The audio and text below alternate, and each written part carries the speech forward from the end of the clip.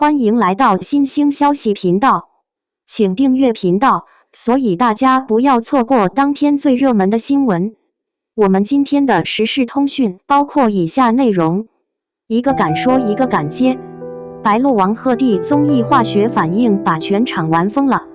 在當下的娛樂綜藝中，同框早已不再稀奇，明星被安排坐在一起，按照流程聊天、營業，配合剪輯製造話題，早已成為觀眾司空見慣的操作。但就在最新一期節目中，白鹿與王鶴棣的再次同台，卻意外打破了這種公式化綜藝的固有印象。沒有刻意煽情，沒有強行撒糖，也沒有過度包裝的曖昧氛圍，他們帶來的是一種久違的、毫不費力的快樂，一開口就停不下來，真正的一個敢說，一個敢接。節目剛一開始，白鹿與王鶴棣仿佛同時被按下了加速鍵，話題自然流轉，笑點接連不斷，幾乎不給現場任何冷場的機會。白鹿向來給人甜美溫柔的印象，但當她放下偶像包袱，幽默感便毫無保留地釋放出來。她的調侃不是刻意製造效果，而是源於生活經驗與情緒直覺的自然反應。而王鶴棣的回應則堪稱綜藝級反射神經，不搶話，不壓人，卻總能在最合適的時機精準接球，甚至反手拋回一個更狠的笑點。這種互動不像是事先設計，更像是多年老友之間的即興默契。名場面重現，卻被他們演成快樂番外。節目中最令人難忘的瞬間，莫過於兩人現場重現過往作品中的經典橋段。原本是情緒飽滿、氛圍凝重的高光時刻，卻在白鹿一句突如其來的生活化改編中徹底反轉。王鶴棣的震驚臉，白鹿的憋笑失敗，讓整個現場瞬間從沉浸式追劇模式切換成大型爆笑現場。這一刻，觀眾看到的不再是角色，而是演員本人，真實、放鬆，毫無防備，連主持人都失手的化學反應。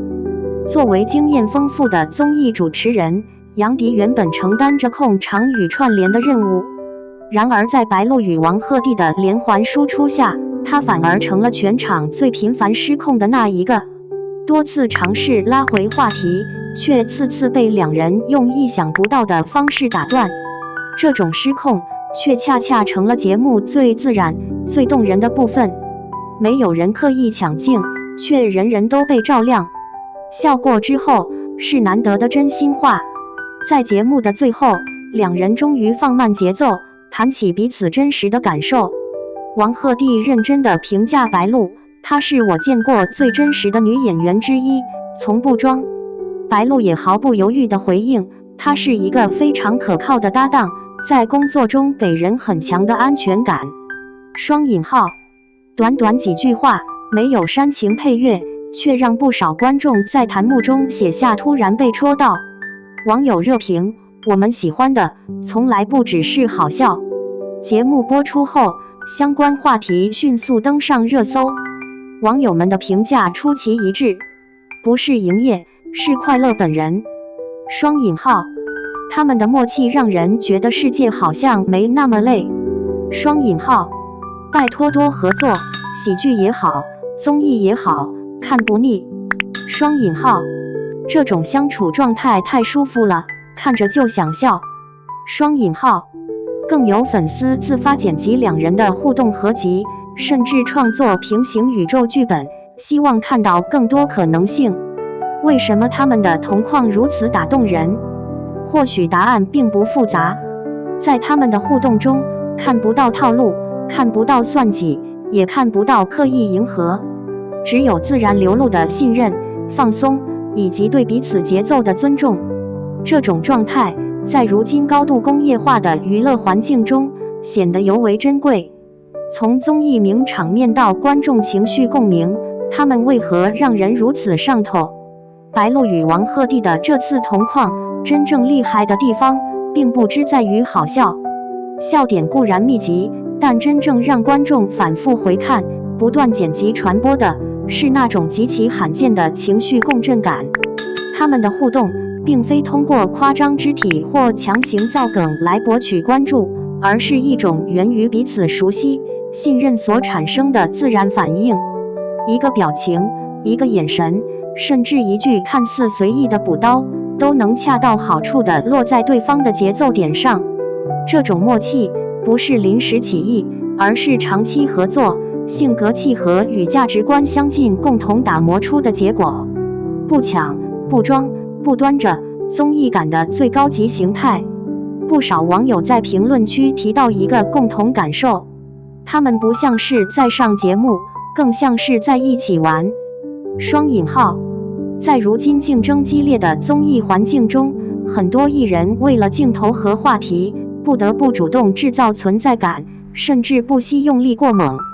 但白鹿與王鶴棣的相處方式卻恰恰相反，他們從不搶話，也不會刻意壓過對方。一個人拋梗，另一個人穩穩接住；一個人失控大笑，另一個人順勢放鬆。這種狀態讓人看得毫無壓力。網友評價刷屏，這是舒服到想住進去的快樂。節目播出後，社交平台上的討論持續發酵，評論區充滿了高度一致的聲音。看他們互動，有種被治癒的感覺。雙引號，不是那種吵鬧的搞笑，而是越看越舒服。雙引號，他們的快樂是會傳染的。雙引號，這才是真正的綜藝感，不尷尬，不油膩。雙引號，還有網友調侃道，建議節目組把他們直接設為常駐嘉賓，主持人可以下班了。雙引號，這些評價看似玩笑，卻道出了觀眾的真實心聲。友情版神仙搭檔比刻意 CP 更動人。關於兩人的關係，觀眾並未執着於傳統意義上的 CP 濾鏡，相反，更多人將其形容為靈魂搭子或高默契友情。